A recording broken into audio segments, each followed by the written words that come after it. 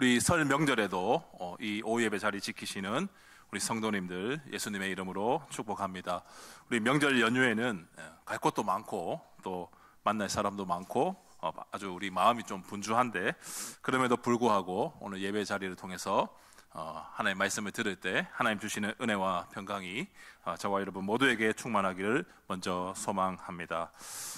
우리 오늘 읽은 본문의 말씀, 신명기 말씀인데요, 이 신명기는 모세의 고별 설교입니다.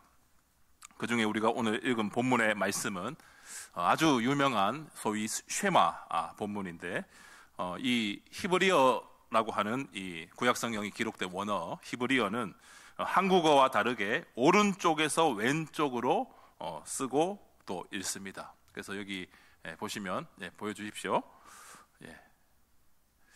여기 보시면 이제 오른쪽에 위쪽에 이제 오른쪽에 있는 거로부터 이제 시작해서 읽습니다. 그래서 이게 이렇게 생긴 게 이제 히브리어인데 한 번씩 보셨으리라 생각하는데요. 이제 신학 공부할 때 어려운 점 중에 하나가 성경 원어를 공부해야 되는 일입니다. 그래서 히브리어가 다소 어려운데 이 말씀은 워낙 유명한 말씀이라서 히브리어로 한번 준비를 했습니다. 그래서 보시면 위에서 오른쪽에부터 왼쪽으로 읽는 순서입니다. 그래서 쉐마 이스라엘 아도나이 엘로헤이누 아도나이 에하드 이렇게 읽습니다. 그래서 쉐마 하면 들으라, 이스라엘은 이스라엘이죠. 그래서 들으라 이스라엘, 직역하면 하나님은, 우리의 하나님은 오직 더 원, 한 분이신 여호와 하나님, 이런 뜻입니다. 그래서 여기서 이제 아도나이라고 이제 음역을 한 부른 이 단어는 원래 우리가 잘 아는 단어로 번역되기를 여호와로 번역된 단어입니다. 그래서 유대인들은 이 여호와, 야훼라고 하는 단어가 나오면 하나님의 존재를 상징하는 그 단어이기 때문에 발음조차도 하면 안 된다. 그래서 대신해서 아도나이 그렇게 불렀습니다. 우리 새벽 기도에 나오시는 성도님들은 이제 한 10분 정도 뒤에 우리가 음악을 이제 틀면 10분 정도 지나면 그 아도나이라고 하는 가사가 나오는 찬양이 나오면서 조금 구슬퍼지는 분위기로 새벽 기도에 그 찬양이 갔다가 또 다시 다른 곡들로 이어지는데, 아도나이 또 혹은 야훼, 여호와 또는 하나님, 이런 뜻은 다 우리 하나님을 부르는 말이다. 그렇게 이해하시면 되겠습니다. 그래서 이 우리가 오늘 읽은 본문의 말씀은 쉐마 이스라엘, 쉐마로 시작하기 때문에 우리는 이 본문을 쉐마 본문이다 그렇게 부르는 것이죠. 그래서 이제 빼셔도 되겠습니다. 그래서 이 오늘 우리가 읽은 쉐마 본문을 가지고 하나님 주시는 말씀의 교훈이 무엇인가 살펴보려고 합니다. 이 쉐마 본문이 중요한 이유 중에 하나는 지금도 유대인들이 아침 저녁으로 암송하는 말씀이기 때문에 그렇고, 또 이 말씀이 율법의 요약이라고 할 수 있을 정도로 아주 귀한 말씀이기 때문에 매우 중요합니다. 그래서 이 말씀을 나누면서 우리가 하나님 앞에서 어떠한 신자로 살아가야 되는지를 같이 상고하고자 합니다. 그러면 오늘 본문 4절에서 말씀하는 하나님은 어떤 분이신가? 이스라엘아 들으라 이렇게 명령하시면서 이 명령을 하시는 하나님은 어떤 분이신가를 우리는 4절에서 확인할 수 있는데요, 4절에 하나님은 오직 한 분이시나는, 우리 성경에는 오직 유일한 여호와시니 그렇게 번역이 되어 있습니다. 우리 하나님은 하늘과 땅의 유일하신 신, 유일하신 하나님이시다라고 먼저 선언하고 있는 것이죠. 여러분, 고대 근동의 신과는 다신론입니다. 그래서 많은 신들이 존재하고 어떤 풍요의 신, 다산의 신, 무슨 신, 태양신, 물신, 다양한 신들이 존재하고 그 중에 한 신으로, 한 변방의 이스라엘의 신이 하나님이다. 이런 이제 생각들을 가지고 있는 다신론이 지배하는 사회였습니다. 그래서 고대 근동 사회에는 수많은 신들이 존재했고 그에 따라서 우상 숭배도 아주 만연했던 그런 시대가 바로 고대 근동 시대였다라는 것이죠. 이것은 지금도 마찬가지인 것 같습니다. 우리는 하나님 외에 다른 신들을 섬기는 자들이 곳곳에 있음을 보게 되고, 우리 교육자들이 차 타고 이 주변을 지나다니면서 한번 그런 얘기를 한 적이 있습니다만은, 우리 저기 골목 주차장 뒤쪽에도 절이 있고, 몰랐는데 길 건너도 골목 안에 큰 절이 있고, 심지어 저기 체육관, 이제 경산 실내 체육관 앞에도 큰 절이 지금 또 하나 들어왔고, 원래도 있었는데 또 지는 것 같고, 심지어는 길 건너에 안식교 2단도 있고, 또 저쪽 골목에 가니까 원불교도 있더라고요. 하여튼 우리 경산에는 골목마다 다양한 2단들 종교들이 이렇게 있는 걸 봤는데, 그때나 지금이나 하나님 외에 다른 신을 섬기는, 그게 우상이죠. 우상 숭배를 하는 자들이 매우 많다는 것입니다. 심지어 오늘날에는 자기 자신이 마치 신이 된 것처럼 내 자신만 믿고 사는 소위 나교도 있다고 우스갯소리로 그렇게 말하지 않습니까? 이처럼 여호와 하나님만이 참 신이시고, 여호와 하나님만이 경배와 존귀와 영광을 받으셔야 하는 유일한 분이신데, 그렇지 못한 현실을 우리가 살고 있는 것이고, 이 당시 고대 근동 사회도 그러했다는 겁니다.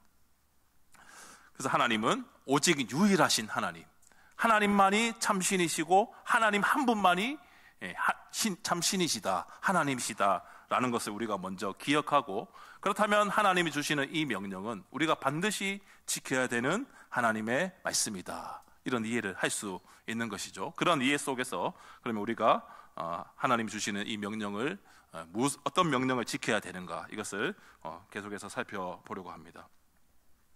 이처럼 유일하신 우리 여호와 하나님은 5절에서 이렇게 말씀하시는데요, 우리 5절 말씀 같이 한번 읽겠습니다. 너는 마음을 다하고,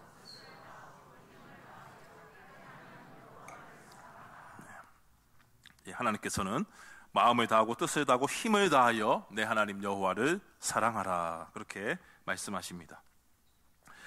여기서 마음과 뜻과 힘을 다해 하나님을 사랑하라고 하나님 명령하시는데, 여기서 마음은 사람의 생각과 의지와 감정이 자리 잡은 좌소입니다. 그래서 마음을 다해 하나님을 사랑하라는 것은 우리의 생각과 의지와 감정을 다해서, 다시 말하면 우리의 전 인격이, 지정이, 우리의 모든 것을, 우리의 지정의가 하나님을 사랑하는 일에 힘써야 한다라고 하나님이 명령하시는 거죠. 그래서 뜻을 다해 하나님을 사랑하라, 이렇게 말씀하시는데, 여기서 뜻이라는 그 단어는 영혼이라는 말과 같습니다. 그래서 우리의 영혼이 온전히 하나님을 사랑해야 한다라는 것이고, 힘을 다해 하나님을 사랑하라는 것은 힘이 있을 때는 하나님을 사랑하고, 내가 좀 뒤고 힘들고 기운 빠질 때는 하나님을 좀 덜 사랑해도 그게 아니라, 우리가 할 수 있는 최대한의 힘을 다 내어서 하나님을 사랑하는 것, 그것이 힘을 다해 하나님을 사랑하는 겁니다. 그래서 우리는 하나님을 사랑할 때 우리의 생각과 의지와 감정과 우리가 할 수 있는 모든 힘을 다해 우리의 몸과 영혼이 하나님을 사랑해야 하는 것이죠. 이렇게 하나님은 내 하나님 여호와를 사랑하라, 이렇게 먼저 명령하십니다. 하나님을 사랑하라고 하시는 이 하나님의 명령은 우리 예수님께서도 하셨던 말씀이기도 합니다. 마태복음 22장 37절 이하 말씀을 보시면 예수께서 이르시되 내 마음을 다하고 목숨을 다하고 뜻을 다하여 주 너의 하나님을 사랑하라 하셨으니, 이어지는 9절에서 이것이 크고 첫째 되는 계명이요 둘째도 그와 같으니 내 이웃을 내 자신같이 사랑하라 하셨으니 이 두 계명이 온 율법과 선지자의 강령이다, 이렇게 말씀하셨습니다. 여호와 하나님을 사랑하는 것, 이것이 크고 첫째 되는 계명이고, 둘째도 그와 같으니 내 이웃을 내 자신같이 사랑하라. 이 두 계명이 온 율법과 선지자의 강령이다라고 예수님께서 말씀하신 것이죠. 그리고 오전에도 말씀을 들었습니다마는, 우리가 경건이라고 하는 모양만 있는 것이 아니라 경건의 능력이 있기 위해서는 하나님을 사랑하고, 또한 그 하나님을 사랑하는 것처럼 이웃을 사랑해야 합니다. 그래서 사랑이라는 이 신앙의 정신이 하나님과 이웃 모두에게 우리가 실천할 때 하나님 사랑과 이웃 사랑의 그 증거가 우리의 삶의 아름다운 구원의 열매로 드러나게 되는 것이죠. 예수님께서도 그 말씀을 하셨고, 오늘 구약의 이 쉐마 본문에서도 하나님은 하나님 여호와를 사랑하라, 이렇게 명령하셨습니다. 그리고 6절에서는 오늘 내가 내게 명하는 이 말씀을 너는 마음에 새기고 라고 하나님은 말씀하셨습니다. 하나님을 사랑하라는 이 말씀, 오늘 내가 너에게 명령하는 이 말씀, 하나님을 사랑하라고 하는 그 말씀을 마음에 새겨라, 이렇게 하나님은 말씀하십니다. 이어서 7절 상반절에서는 하나님의 말씀을 자녀에게 부지런히 가르치며 하나님을 사랑해야 된다라는 그 말씀을 자녀에게 부지런히 가르치라고 명령하십니다. 이 말씀에서 우리가 우리 자녀들에게 무엇을 가르쳐야 되는지, 신앙 교육의 내용이 어떠해야 하는지를 알 수 있습니다. 우리는 하나님의 말씀을 자녀들에게 가르쳐야 하고, 말씀을 통해 하나님이 어떤 분이신지를 가르쳐야 합니다. 그래서 신앙 교육의 주체는 하나님이심을 우리는 기억하고, 우리가 가르쳐야 될 분, 우리가 가르쳐야 될 것은 하나님이시고 하나님의 말씀임을 우리는 먼저 기억해야 되는 것이죠. 그러면 하나님이 우리 자녀들을 신앙 교육을 하실 때 누구를 통해 하시느냐? 바로 우리 부모를 통해서 하신다라는 겁니다. 자녀에게 신앙 교육을 하는 사람은 주일학교 선생님이나 전도사님, 목사님, 또 교회 우리 어르신들 또 있지만, 가장 1차적으로 신앙 교육을 해야 되는 사람은 그 자녀의 부모입니다. 그래서 신앙 교육이 이루어지는 가장 기초적인 장소도 교회이어야 하고, 가정이어야 하고, 그 다음에 교회에서 신앙 교육이 이루어져야 합니다. 그리고 가장 이상적으로는 가정과 교회에서 서로 연계되어서 유기적으로 부모와 또 교사쌤들, 또 우리 교육자들, 우리 어르신들이 함께 연합해서 힘을 모아서 자녀들을 신앙 교육을 할 때 그들이 신앙의 반석 위에 든든히 설 수 있다는 것이죠. 그리고 신앙 교육을 어떻게 해야 됩니까? 7절 하반절에 집에 앉았을 때든지 길을 갈 때든지 누워 있을 때든지 일어날 때든지 이 말씀을 강론할 것이며, 부모가 자녀에게 가르쳐야 할 것은 하나님의 말씀입니다. 여러분, 하나님을 사랑한다라고 우리가 고백한다면 하나님을 사랑하는 것은 하나님의 말씀을 사랑하는 것으로 동시에 드러나야 됩니다. 하나님을 사랑한다고 하는데 일주일 내내 성경 한 글자 안 보고 말씀 묵상을 안 하면 말뿐인 사랑입니다. 사실상 하나님을 사랑하지 않는 것입니다. 그래서 하나님을 사랑한다는 것은 하나님의 말씀을 사랑하는 것이고, 하나님의 말씀을 가까이 하는 것입니다.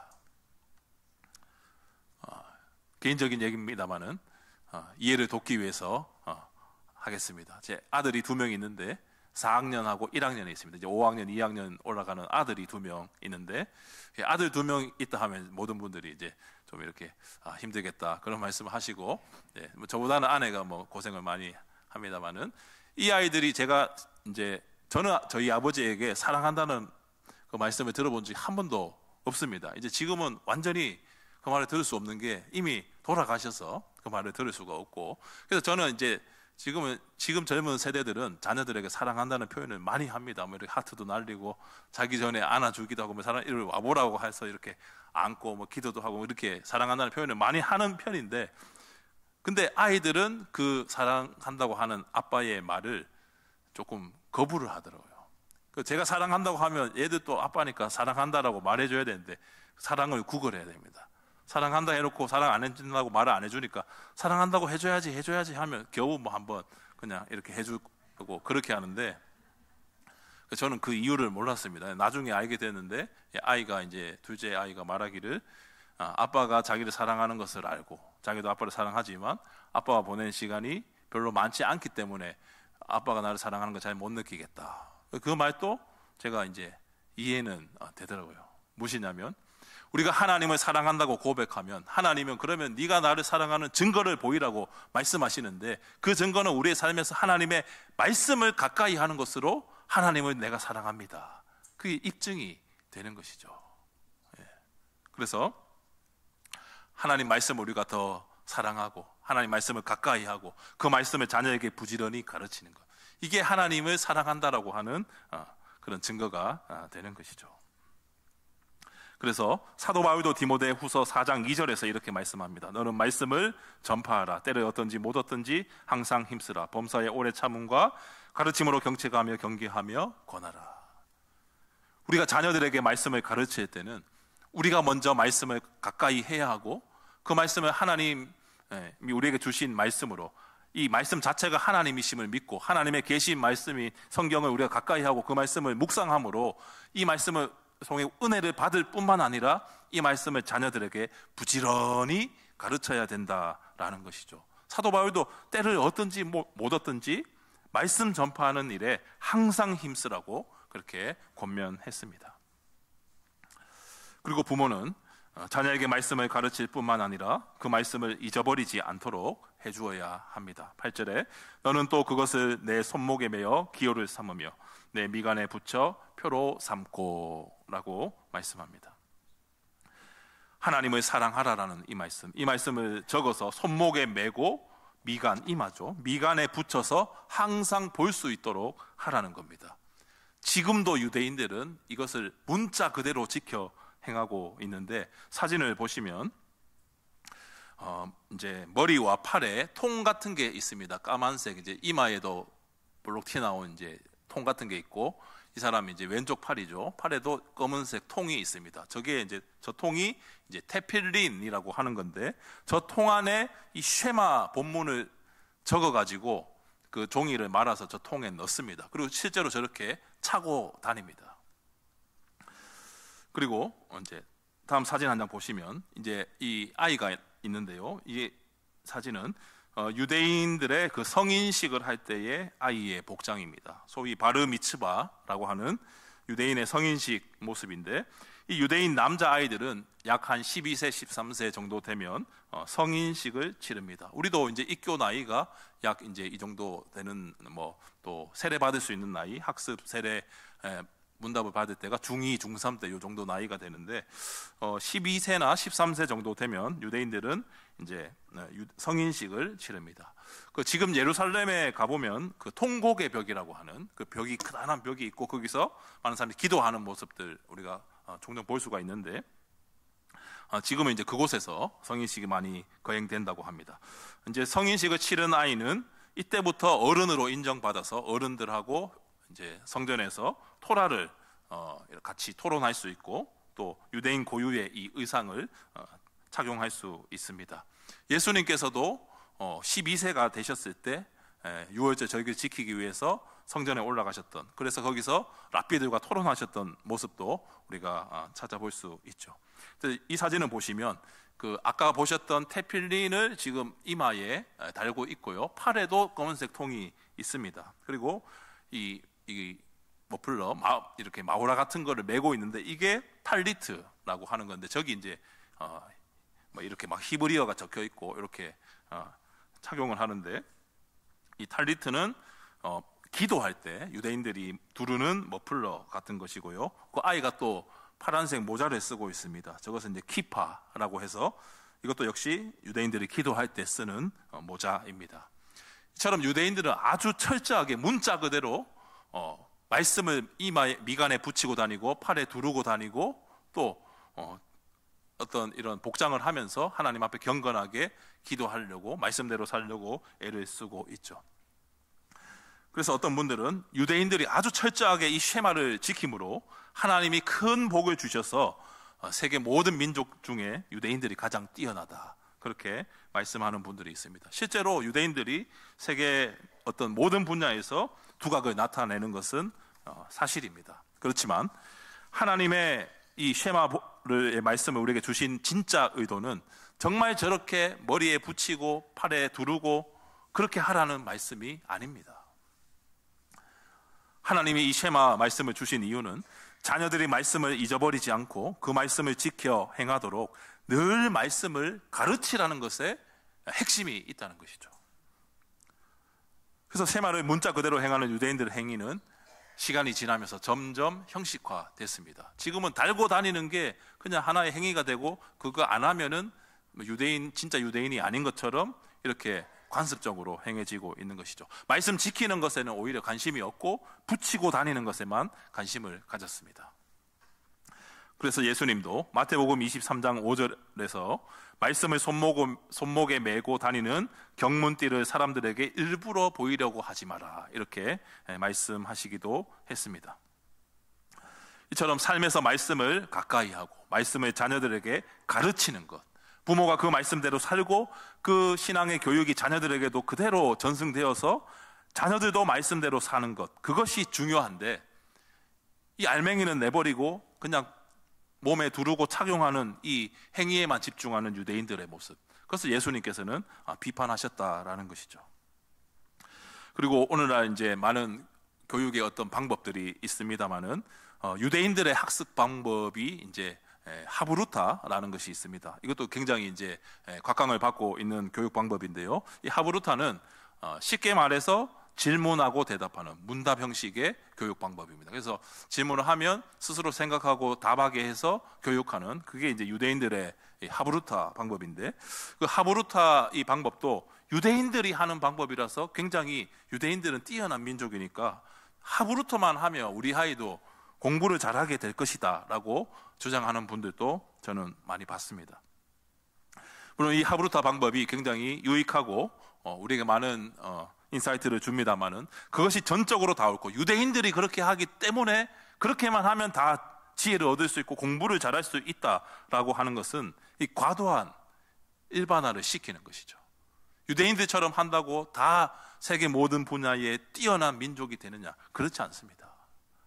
만약 그것이 옳다면 우리도 오늘부터 미간과 팔에 테필린을 두르고 다녀야 되지 않겠습니까?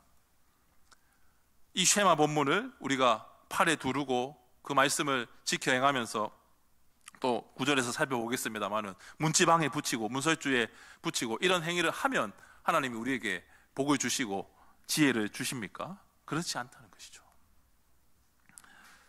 쉐마를 달고 다니는 것이 중요한 것이 아니라, 문자 그대로 지키는 것이 중요한 것이 아니라 하나님 말씀 전체를 믿음으로 받고 그 말씀을 잊어버리지 않도록 늘 말씀을 가까이 하며 그 말씀을 지켜 행할 때, 그 말씀을 우리 자녀들에게 부지런히 가르칠 때 우리는 하나님이 주시는 복을 누리게 된다는 겁니다. 여러분 9절 말씀을 보시면 내 집 문설주와 바깥문에 기록할지니라 이렇게 말씀하는데, 우리 마지막으로 사진 한 장 더 보겠습니다. 이 보시면 이게 이제 매주자라고 하는 것인데 집 문설주와 바깥문에 붙이는 겁니다. 그래서 이제 약간 오른쪽에서 이제 왼쪽에서 오른쪽 비스듬하게 이렇게 붙인다고 하는데요. 요걸 뒤집어 보면 안쪽에 공간이 있습니다. 그 공간에 거기 뭘 넣는데 여러분 뭘 넣겠습니까? 추측하실 수 있으시죠? 쉐마 본문을 적어서 종이를 넣습니다. 테필린에 넣는 거하고 똑같은 거 넣고 저기 문설주에 바깥문에 이렇게 붙이는 거죠. 지금도 유대인들은 저것을, 정통 유대인들은 하고 있습니다. 이렇게 다양한 형태로 이제 매주자 같은 것들도 발전을 하면서 여러 문양과 형태를 가지게 됐는데, 이게 이제 집에 붙이는 거다 보니까 약간의 시각적 효과가 있어 점점 화려해지고, 어떤 사람들은 거기 이제 유대인의 선민 사상이 들어가서 소위 말하는 다윗의 별, 삼각형으로 세모해서 반대로 세모하면 이게 다윗의 별이잖아요. 그래서 이스라엘 왕조가, 우리나라가 영원할 거다, 이제 그런 어떤 이스라엘 민족 특유의 선민 사상도 이런 매주자의 이제 각인이 이렇게 형태가 나타나기도 하고, 다양한 형태로 그렇게 매주자를 유대인들은 붙이고 있습니다. 이처럼 쉐마를 그대로 지켜 행하는 유대인들, 몸에 붙이고 문설주에 붙이고 하는 이런 모습들을 보니까 여러분들은 어떠십니까? 쉐마를 있는 그대로 행하고 실천하는 것이 참 대단하고, 그래서 우리도 테필린을 메고 매주자를 붙이자 이런 생각이 혹시 드십니까? 그런 생각이 든다면 우리는 이 쉐마 본문을 잘못 이해하는 겁니다. 쉐마에 담겨있는 하나님의 뜻을 우리는 파악해야 합니다. 언제 어디서나 어떠한 상황에서든지 주님의 말씀을 가까이 하고, 또한 부모가 자녀에게 그 말씀을 부지런히 가르치는 것, 그래서 잊어버리지 않게 하는 것, 언제 어디서나 하나님의 말씀을 그들이 보고 암송하고 그 말씀을 통해서 이 세상을 살아가는 힘을 얻을 수 있도록 우리는 부지런히 자녀들에게 말씀을 가르쳐야 하는 것이죠. 여러분, 이것이 하나님을 사랑하는 일입니다. 우리가 말씀을 가까이 하고 그 말씀대로 살고 그 말씀을 자녀들에게 부지런히 가르치는 것, 이것이 하나님을 사랑하는 증거로 우리 삶에 나타나는 것이고, 또한 이 신앙이 자녀들에게 계승될 때 우리 가정과 교회는 하나님이 주시는 천대 만대의 복을 누리게 되는 것이죠. 우리는 새벽마다 여호수아서를 살펴보고 있습니다. 그 여호수아서를 우리가 살펴보면 여호수아 세대는 가나안 정복과 또 땅 분배까지 잘 마친 믿음의 세대였습니다. 그런데 그들이 한 가지 완수하지 못했던 일이 있었는데 그것이 바로 신앙교육입니다. 여호수아가 죽고 그 이후의 세대들은 하나님을 알지 못하는 세대가 되었습니다. 그래서 그러면 여호수아와 그 세대가 신앙교육을 안 했는가? 그렇게 보기는 어렵습니다. 분명히 신앙교육을 했습니다. 여호수아 24장 15절 하반절 말씀 보시면 너희가 섬길 자를 오늘 택하라. 오직 나와 내 집은 여호와를 섬기겠노라. 여호수아는 분명히 여호와 하나님을 선택해야 된다.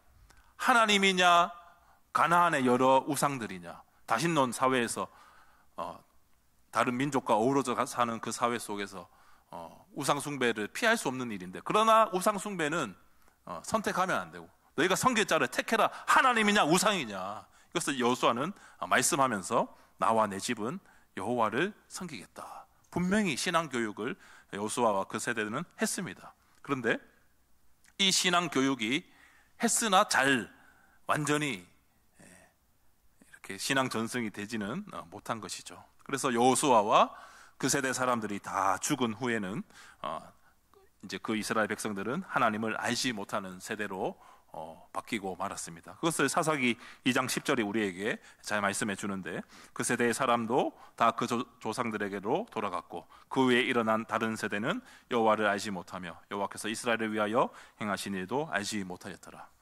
그 세대의 사람은 여호수아와 그 여호수아 세대의 사람들입니다. 그들이 다 죽고 조상들에게 돌아간 이후에는 그 다음 세대는 하나님을 알지 못하는 전혀 다른 세대가 되었다라는 것이죠. 그래서 사사기 시대는 계속해서 우상 숭배와 회개와 또 하나님의 회복과 다시 우상 숭배에 빠지는 불순종의 사이클을 우리에게 보여주게 됩니다. 그럼 우리도 우리의 자녀에게 말씀으로 신앙 교육을 하지 않고 신앙을 계승하지 못하면 이 이스라엘 백성의 역사를 그대로 답습하게 될 것입니다. 이미 유럽 교회도 역사 속에서 그것을 우리에게 보여준 바가 있습니다. 그렇게 우리는 자녀에게 부지런히 말씀을 가르치는 부모가 되어야 합니다. 우리 어르신들도 여기 많이 계신데, 어르신들은 내가 이제 옛날만큼 총기가 없어서 기억력도 둔해지고 말씀을 가르치는 일이 힘들다라고 혹시 말씀하신다면 우리 어르신들은 그들을 위해 기도해 주시면 됩니다. 우리가 다음 세대를 계속해서 강조할 때 부모 세대가 혹은 또 우리 청년 세대가 다음 세대니까 그들에게 말씀을 잘 가르치면 되겠다 이렇게 말할 수 있는데, 그러면 신앙 계승이 부모 세대와 자녀 세대로 국한된 것으로 우리가 이해할 수 있지만, 이 신앙 계승이라고 하는 것은 자녀 세대와 부모 세대 그리고 조부모 세대까지 같이 이루어져야 됩니다. 3대가 하나님의 여호와 경외의 신앙에 머물러 있고 그것이 자녀들에게 전수될 때 우리의 교회와 가정이 신앙으로 바로 서게 된다는 것이죠. 그래서 이번 설 명절에는 이제 가족들이 많이 모이게 될 것입니다. 그러면 온 가족이 같이 가정 예배를 드리고 또 말씀으로 서로 권면하시고 격려하실 수 있기를 바랍니다. 설에 만나면 이 결혼 언제 하노, 취업은 이런 것 때문에 청년들은 어디 가기를 싫어합니다. 그러니까 그런 얘기도 좋지만 우리 자녀들을 위해서 세뱃돈도 많이 주시되 하나님의 말씀으로 격려해 주시고 같이 예배 드리고 기도하고 그런 찬양하고 그런 아름다운 우리 가족들 가운데, 우리 가문 가운데 그게 가풍으로 형성이 돼야 됩니다. 그래서 말씀을 가르치는 것도 중요하고 우리 부모님들이 말씀을 가까이 하시고 말씀대로 사시고 우리 조부모 세대, 우리 할머니 할아버지가 우리를 위해서 늘 기도해 주신다. 그분들 늘 새벽 기도하시는 분들이다. 우리를 위해서 지금도 기도하신다라는 걸 자녀들은 보고 배웁니다. 그것이 생생한 시청각 교육이 되어서 여호와 경외의 신앙이 우리 자녀들에게 또 그 다음 자녀들에게 세대와 세대를 이어 전수될 수 있는 것이죠. 여러분, 이처럼 우리 다음 세대를 향한 신앙 계승이 이루어져야 우리는 세상을 향해 나아갈 수 있습니다. 우리 다음 세대를 지키지 못하고 신앙 계승을 하지 못하면 세상을 향해서 나아가는 게 매우 힘듭니다. 여호와 하나님을 믿는 이 신앙, 이것이 우리 대에서 끝나버린다면 더 이상 세상을 향해서도 우리는 복음을 외칠 수가 없습니다. 세상의 소금과 빛의 역할을 교회가 감당하지 못할 수 있는 것이죠. 그래서 우리는 우리 다음 세대를 믿음으로 세우는 일, 우리가 먼저 하나님을 전심으로 사랑하고 그 하나님을 사랑하는 것이 하나님의 말씀을 사랑하는 것임을 우리가 깨닫고 말씀을 가까이 하며 그 말씀을 또 지켜 행하고 그 말씀을 자녀들에게 부지런히 가르쳐서 우리 자녀들도 그 말씀에 따라 사는 삶을 살아가는 이러한 신앙의 아름다운 계승이 이루어질 때 우리는 우리의 세대를 이어서 세상을 향해 나아가는 그런 가정과 교회로 세워질 줄 믿습니다. 말씀을 마치면서 하나님께서 오늘 우리에게 주신 쉐마, 이 본문 쉐마 이스라엘, 이것은 영적인 이스라엘의 후손인 우리에게 주시는 말씀이기도 합니다. 쉐마 이스라엘, 들으라 이스라엘, 그리고 쉐마 경산교회, 하나님이 이렇게 말씀하시는 겁니다. 그래서 이 말씀을 지켜 행함으로써 신앙교육이 이루어지고 이를 통해 우리 교회 모든 가정들이 믿음으로 세워지는 그런 은혜가 우리 3, 4대까지, 더 나아가 1000대에 이르기까지 영원토록 계속되는 그런 은혜가 있기를 예수님의 이름으로 간절히 소망합니다.